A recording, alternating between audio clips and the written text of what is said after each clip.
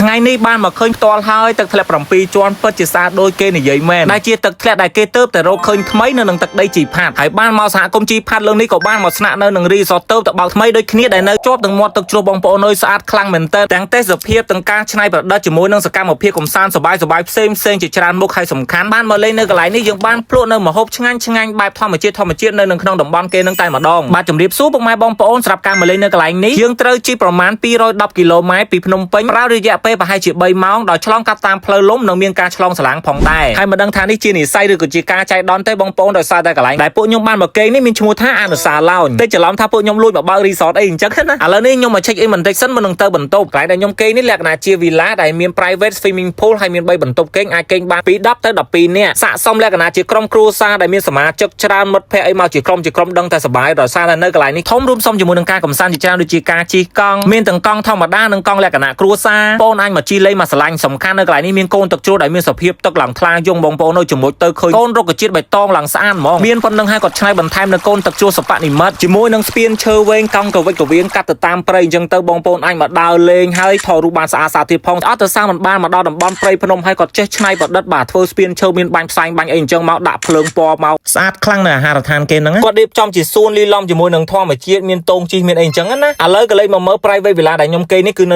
ៅជាប់នឹងទឹកជ្រោះអញ្ចឹងតែម្ដងណាហើយធំទូលាយមែនតើចូលមកគេមានបន្ទប់ទទួលភ្ញៀវមានម៉ាស៊ីនត្រជាក់មានសាឡុងអង្គុយមានកន្លែងញ៉ាំបាយមានទូទឹកកកបាទហើយសម្ភារៈប្រើប្រាស់គ្រឿងចក្រានបាយម៉ាសេសិតតែរបស់ទំនើបតែម្ដងណាហើយបើកន្ទប់គេងវិញមានរហូតដល់3បន្ទប់នេះបន្ទប់ទី1ក្រេ2បំពាក់ទៅដល់សម្ភារៈទំនើបស្អាតក្រេវិញពូខ្នើនិយាយថាប្រណិតបាទកន្ទប់ទឹកក៏ clean ទៀតទឹកក្តៅទឹកត្រជាក់ស្រួលអីម៉ាសេតែម្ដងនិយាយទៅបំពាក់សិតតែរបស់ល្អហើយគេក៏មានបន្ទប់ទឹកក្រៅមួយផងដែរចំណែកខាងនេះវិញបន្ទប់ក្រេ1បាទបន្ទប់ក្រេ1គេនេះក៏ស្អាតដែរបងប្អូនទាំងបន្ទប់ទឹកទាំងអីនិយាយទៅមានភាពងាយស្រួលឲ្យយើងទៅចិត្តទេបន្ទប់នីមួយមានបង្អួយឬក៏ទ្វារកញ្ចក់បាទមានពន្លឺចេញចូលគ្រប់គ្រាន់ហើយបន្ទប់នេះវិញនៅជាប់ជាមួយនឹងអាងទឹកអញ្ចឹងយើងអាចចេញមកខាងក្រៅមកបងប្អូនហើយគេមានទីធ្លាអង្គុយលេងធំមែនតើវិឡាមួយមានកន្លែងអង្គុយលេងប្រែអារម្មណ៍មើលទឹកជ្រោះហើយគេមានចង្ក្រានមានតុអីមួយសេតបងប្អូនមានតែខ្លួនមកលេងកន្លែងនេះដឹងតែសប្បាយហើយដូចផ្ទះយើងនៅអញ្ចឹងបាទចង្ក្រានចានឆ្នៃគឺមានមួយសេតកន្លែងរៀនហាខាងមុខគេនេះគេមានធ្វើជាសំណាញ់លយទៅខាងមុខអញ្ចឹងបងប្អូនយើងរៀបចំឲ្យបានស្អាតមកដាក់ថតរូបចេញមកដឹងតែពេញចិត្តហើយអ្នកដែលចូលចិត្តថតរូបស្អាតមកកន្លែងនេះគឺមិនខុសបំណងទេមកបានសប្បាយហើយអាចប្រឌិតយករូបភាពស្អាតទុកបង្ហោះនៅក្នុង social media ទៀតអញ្ចឹងហើយវិឡាគេនេះគេមានអាងទឹកឯកជនដ៏ស្រស់ស្អាតជាទៀតបាទមួយទឹកមកស្រឡាញ់ឯកជនភាពតែគ្នាយើងអញ្ចឹងណាហើយគាត់ក៏មានជាតង់នឹងវិឡាក្រេមួយដូចគ្នាបាទដូចជាវិឡានេះវិញនិយាយថាបន្ទប់ធំទូលាយស្អាតពូខ្នើដឹងថាធានាគេងលក់ស្រួលស្កប់ស្កល់ល្អហ្មងក្នុងទូនៃបន្ទប់នីមួយគេមានអាវពីសមាមានស្បែកជើងអីមកសេតដូចគ្នាណានិយាយទៅវិឡាគេនីមួយហ្នឹងគឺនៅជាប់មកទឹកជ្រោះអញ្ចឹងហើយមានទីធ្លាបរិវេណធំ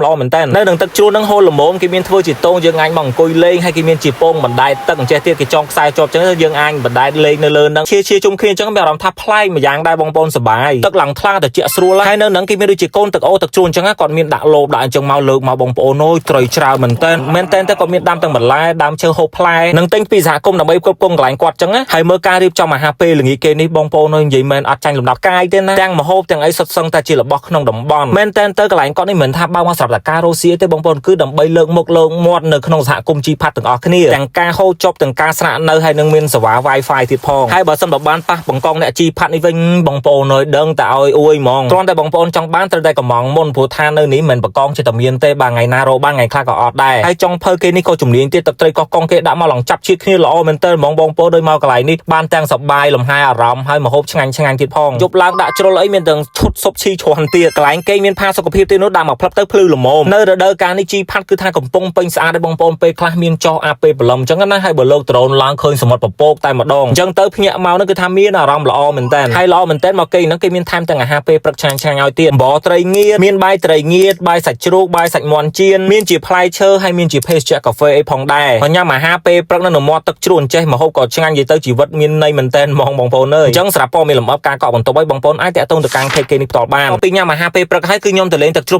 7ជាន់ដោយយើងចូលទៅតាមច្រកលំហអូខេរួចហើយយើងត្រូវបន្តដំណើរដោយថ្មើរជើងបន្តទៀតប្រហែលជាកន្លះម៉ោងអីទៅដល់ហើយបានបទពិសោធន៍ថ្មីទៀតហើយយើងដើរកាត់ព្រៃឫស្សីកន្លែងខ្លះក៏រៀងស្រួលកន្លែងខ្លះត្រូវអោនត្រូវអីអញ្ចឹងណាបងប្អូនប៉ុន្តែបញ្ហាទៅលេងបានដូចគ្នាបាទកន្លែងខ្លះទៅដើរកាត់ផុកលុយភូអីអញ្ចឹងទៅកាត់ទឹកជ្រោះហើយនិយាយថាដើមឈើដោះឡើងស្លែដោះអីអញ្ចឹងស្អាតណានិយាយទៅរុក្ខជាតិនៅក្នុងព្រៃឲ្យយើងមានអារម្មណ៍ថាសប្បាយជាមួយនឹងធម្មជាតិទឹកវាឡើងថ្លាឆ្វេងហើយដើរលេងមកដល់ទឹកជ្រោះល្មមប៉ុន្តែមកលេងកន្លែងនេះបងប្អូនគួរតែយកសហគមន៍ទៅជាមួយអ្នកនាំផ្លូវពួកយើងអញ្ចឹងណាឥឡូវនេះបានមកដល់ហើយស្អាតពិតមែនបងប្អូនទឹកឡើងថ្លាខៀវហ្មងឡើងត្រជាក់ហើយមានទឹកធ្លាក់ហូរមកជាដំណាក់ដែលទឹកធ្លាក់នេះលាក់នៅក្នុងព្រៃទៅតែមាន បងប្អូនស្គាល់មករយៈពេលក្រោយៗនេះទេនិយាយទៅស្រុកខ្មែរយើងគឺថាមានកន្លែងលេងស្អាតជាច្រើនហើយបើបានមកលេងកន្លែងធម្មជាតិអញ្ចេះទៀតយើងអាចវិចបាយជាមួយនឹងស្លឹកចេកអីអញ្ចេះណាបងប្អូនដើម្បីជួយបរិស្ថានណាអូនិយាយមែនមកញ៉ាំបាយមុខទឹកជ្រោះអញ្ចេះផ្សារភ្ជាប់ជាមួយនឹងធម្មជាតិពិតៗអញ្ចឹងហើយសំណូមពរពេលដែលញ៉ាំអីហើយកុំឲ្យមានសម្រាប់បែបនេះពួកខ្ញុំឈៀតរើសទៅវិញបាទតាមផ្លូវទៅវិញប្រមូលបានឡើងមកក៏ភ្លុះគ្រាន់តែវិចយកចេញមកវិញដាក់នៅក្នុងធុងច្រាមឲ្យបានត្រឹមត្រូវគឺថាវាមិនទៅធ្ងន់អីទេអញ្ចឹងសង្ឃឹមថាបងប្អូនចូលចិត្តវីដេអូមួយនេះកុំភ្លេចជួយចែករំលែកផងណាអរគុណជម្រាបលា